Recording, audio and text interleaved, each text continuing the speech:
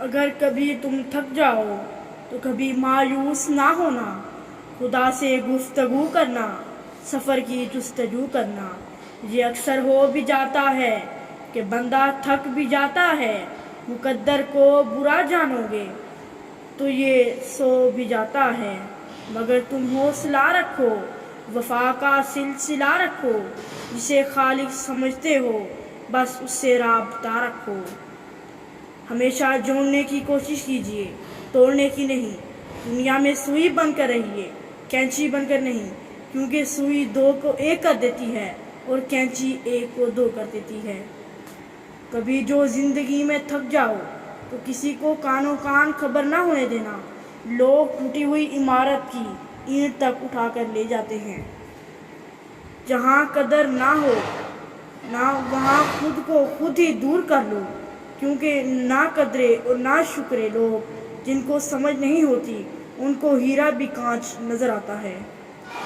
اگر آپ کا ضمیر اور نیت صاف ہے تو اس بات سے کوئی فرق نہیں پڑتا کہ کوئی آپ کو اچھا کہے یا برا۔ آپ اپنی نیت پر جائیں گے، دوسروں کی سوچ پر نہیں۔ ساری زندگی رکھا ہے بھرم بے فیض رشتوں کا، سچ پوچھو تو اپنے سوا کوئی اپنا نہیں ہوتا۔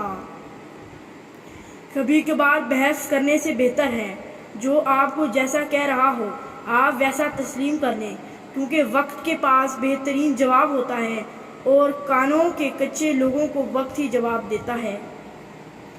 یوسف علیہ السلام جانتے تھے سارے دروازے بند ہیں، پھر بھی بند دروازے کی طرف دوڑ پڑے تھے اور خدا نے ایک ایک کر کے سارے دروازے کھول دیے۔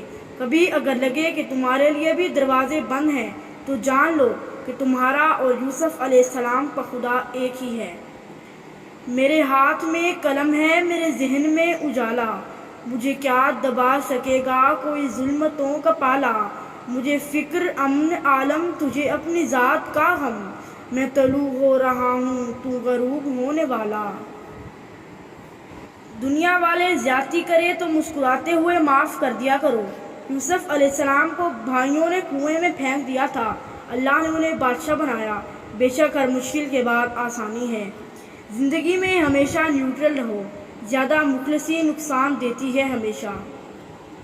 مجھ کو ایک دن کی حکومت جو میسر آئے، مفلسی بانٹ دوں اس دور کے آقاؤں میں، مفلسی بانٹ دوں اس دور کے آقاؤں میں۔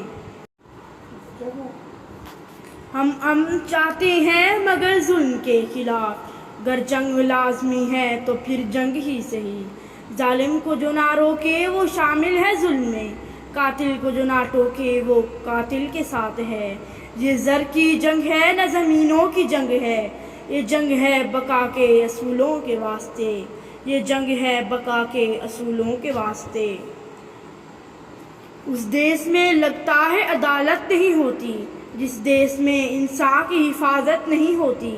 مخلوق خدا جب کسی مشکل میں پھنسی ہو، سجدے میں پڑے رہنا عبادت نہیں ہوتی، سجدے میں پڑے رہنا عبادت نہیں ہوتی۔